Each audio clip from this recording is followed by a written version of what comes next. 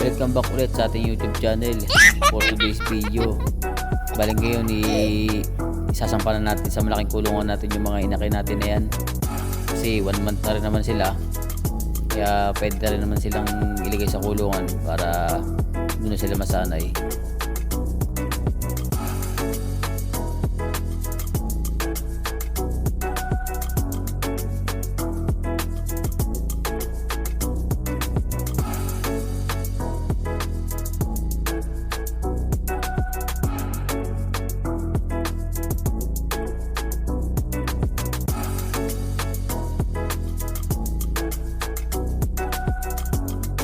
Bali mamaya nga pala magti-train tayo ng mga magti-train tayo ng isang inakay natin at para masubukan natin siya sa darating na karera.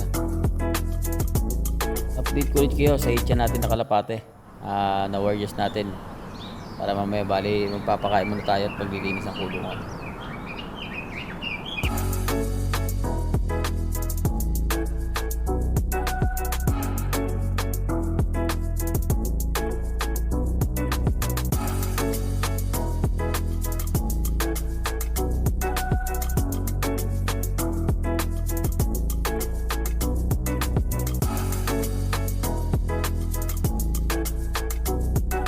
Ayan nga pala yung natitirang ihagis natin, ititrain natin para sa south. Bali yung tatlong kasama niyan nag-retard kagad. Kaya bali silang napipigan natin na panglalaro natin sa south. Hintayin natin yung mga warriors natin na iba. Bali yan, kapatid niya yan. Hintayin lang din natin yan para may mga kasama siyang ipang sa south natin para sa year 2024. Hindi naman tayo nagmamadali para sa laban. Titingin lang tayo ng magandang inakay o magandang palahe para sa susunod hindi tayo gugulong. Palagi na lang tayo gugulong pagka ganyan palagi nangyayari.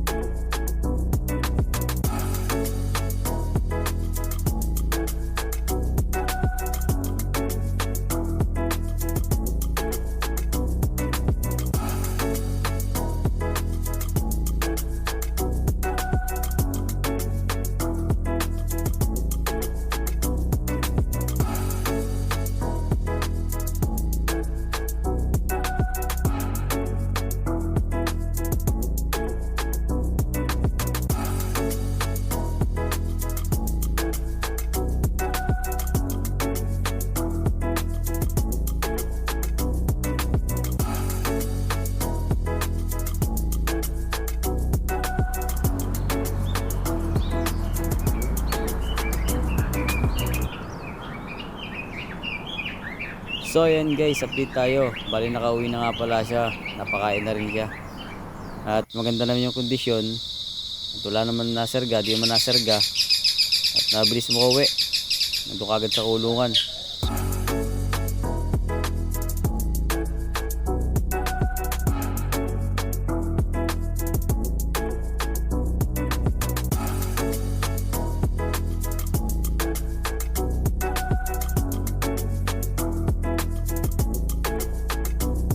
Yan nga pala guys, pinagpahinga natin yan pero sasalang ulit natin yan para sa susunod na karera.